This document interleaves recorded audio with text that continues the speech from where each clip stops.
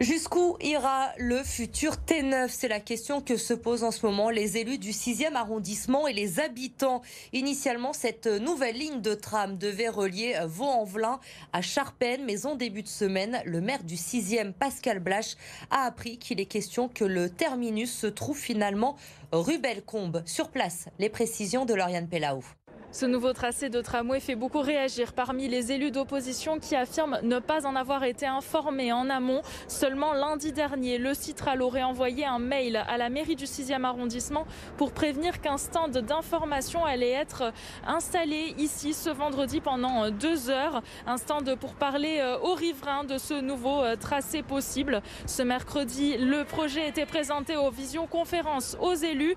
Pour Laurence Croisier, déléguée à l'urbanisme à la mairie du 6e, ce comportement est inadmissible. C'est pas des façons de considérer, considérer les élus. Je le disais au conseil municipal, c'est pas une question d'égo d'élus. Je veux dire, quelque part, on s'en fiche, ça fait belle lurette qu'effectivement, c'est pas un sujet. Mais derrière nous, c'est les habitants. Comment on peut ne pas les traiter correctement? Comment on peut ne pas poser les bonnes questions? Avoir le minimum de concertation qu'on fait avec tout le monde.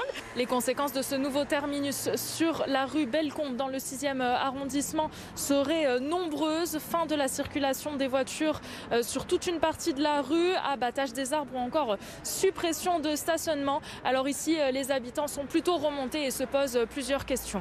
Je ne vois pas pourquoi on vient encore nous embêter avec un rail de tram. Voilà. Comme beaucoup de gens, on se demande pourquoi le tram n'irait pas jusqu'à la Part-Dieu, puisqu'il partage les voies entre le campus de la Doua et Charpennes avec les deux autres lignes. Donc pourquoi ne pas pousser jusqu'à la Part-Dieu, et ça éviterait de faire des travaux en plus dans le quartier, quoi. Pour moi, abattre les arbres, c'est un crime. Les gens qui habitent ici veulent leur calme, ça va être un désastre. C'est tout ce que j'ai à dire. Une enquête publique devrait être organisée dans 1 an par le Citral pour évaluer les impacts que pourrait avoir ce nouveau tracé sur la rue Bellecombe et sur le quartier. Pour le maire du 6e arrondissement, les démarches ne sont pas suffisantes. Il prévoit donc d'organiser lui-même une réunion publique dans les prochains jours.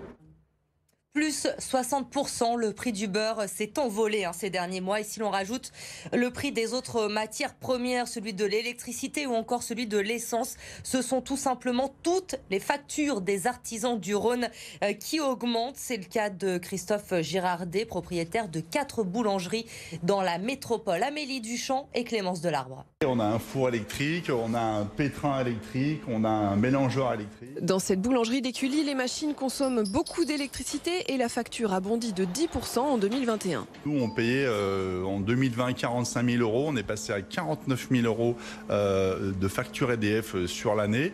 Donc ça fait quand même une grosse augmentation.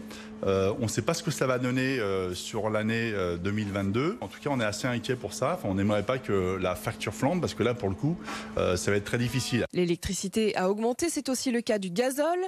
19% en 1 an, alors que la boulangerie utilise un camion pour livrer ses clients. Et c'est sans compter les matières premières qui flambent littéralement. 60% d'augmentation en 3 mois pour le beurre très utilisé. Les croissants ont du beurre.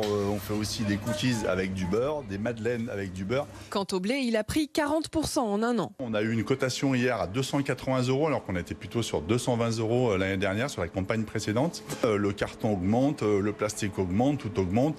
Je pense qu'il va falloir que les salaires augmentent aussi, forcément, qu'on rehausse un petit peu les salaires de façon que les Français puissent garder leur pouvoir d'achat. Le gérant compte d'ailleurs augmenter le salaire de ses employés et pour absorber tous ces frais, il va devoir relever ses tarifs. Au final, c'est le client qui va payer. Enfin, nous, on va aussi en prendre en partie. On va essayer d'écraser un peu nos marges, mais de façon à ce qu'on puisse quand même s'en sortir, encore une fois. Mais bien évidemment, il va falloir qu'on hausse un petit peu le prix de nos produits. Si le prix du pain ne bougera pas, les viennoiseries ont déjà augmenté de 3 à 5%. Le nombre de classes fermées dans l'académie de Lyon pour cause de Covid reste stable cette semaine, 1472. En revanche, le nombre de cas de Covid chez les élèves est en hausse, près de 28 000 contaminations, soit 2 000 de plus que la semaine dernière. Le ministère de l'Éducation nationale a, lui, confirmé aujourd'hui que les épreuves de spécialité du bac prévues normalement du 14 au 16 mars prochain étaient reportées à la mi-mai. Jean-Michel Blanquer va donc dans le sens des syndicats enseignants. Les salariés de la FNAC de la Part-Dieu ont débrayé ce midi. Depuis le mois de décembre, la CGT FNAC a initié plusieurs mouvements de grève dans ses magasins. Les salariés dénoncent la dégradation de leurs conditions de travail et réclament une hausse des salaires. Écoutez Marie-Hélène Thomé, déléguée syndicale, au micro de Louis Léger. On se rend compte que depuis de nombreuses années, il y a un tassement de la grille de rémunération. Et là, ça devient plus possible. Parce que maintenant, que ce soit les nouveaux entrants ou les anciens, nous sommes pratiquement tous payés au SMIC. Et les augmentations de salaire se font rarement. Alors, quelques augmentations de salaire, je dirais, à l'enveloppe, donc à la tête du client. Mais ça, ce ne sont pas des augmentations générales. Et là, les salariés se retrouvent avec, bien évidemment, l'inflation dans une grande précarité financière. Le sport à présent, et même si l'OL n'a pas encore officialisé, Bruno Guimaraes ne devrait pas revenir du côté de Lyon. Le club aurait bien trouvé un accord avec Newcastle pour un transfert du Brésilien estimé à 42,5 millions d'euros, plus 10 millions de bonus en cas de maintien de Newcastle en Première Ligue. L'OL qui n'a pas eu gain de cause du côté du CNOSF. Le club avait saisi le comité national olympique concernant la date pour le match entre l'OL et l'OM qui doit être rejoué à huis clos après les incidents qu'il y avait eu, vous vous en souvenez. Le match se jouera donc bien mardi prochain, le 1er février, si l'OM se qualifie demain soir pour les quarts de finale de la Coupe de France face à Montpellier. Si l'OM est éliminé, le match se jouera en revanche le 10 février prochain. L'OL aurait récupéré à ce moment-là ses internationaux brésiliens. Elles sont habituées à se retrouver généralement pour jouer un titre ou une finale, mais demain il n'y aura pas de trophée à la fin de ce nouveau PSG-OL. Les deux rivales du football féminin français se retrouvent en 8e de finale de la Coupe de France. Gaël Biche et Vincent Serrano. Quand on jette un œil au palmarès de la Coupe de France, parler d'une finale avant l'heure n'a rien d'exagéré. Depuis 2008, Lyon et le PSG se sont partagés 11 des 13 derniers trophées dans la compétition.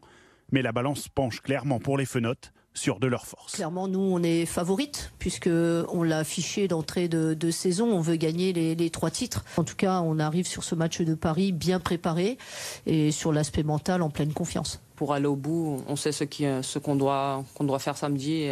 Et pas avant ni après, c'est samedi 14h et être prête dès le coup d'envoi.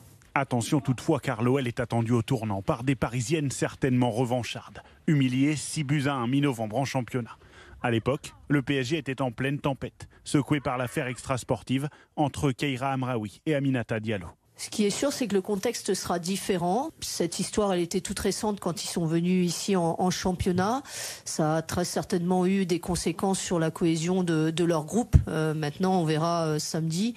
Ce que je pense aussi, c'est que le PSG est une équipe qui a de l'expérience, des joueuses internationales et elles sauront se sublimer pour le match face à l'OL. Pour ce choc, les Lyonnaises pourront compter sur le retour de leur buteuse Melvin Mallard. En revanche, Amandine Henry, blessée à une cheville, sera absente pendant un mois. Après une parenthèse européenne, le top 14 est de retour ce week-end. 16e journée au programme. Le Loup se déplace à Perpignan demain après-midi. 2e déplacement chez les Catalans en 2 semaines. Le dernier s'était terminé par une victoire du Loup en Challenge Cup. Ce sont des promus. Les promus, on sait que les matchs à domicile, c'est les matchs les plus importants pour eux. Le fait qu'on ait gagné chez eux la semaine dernière, on va rajouter une saveur de revanche. Donc on sait très bien que ça va être un match qui va être un peu à la vie à la mort pour eux. Donc beaucoup d'agressivité, beaucoup d'agressivité, quoi. Ça, il faudra être prêt pour ça.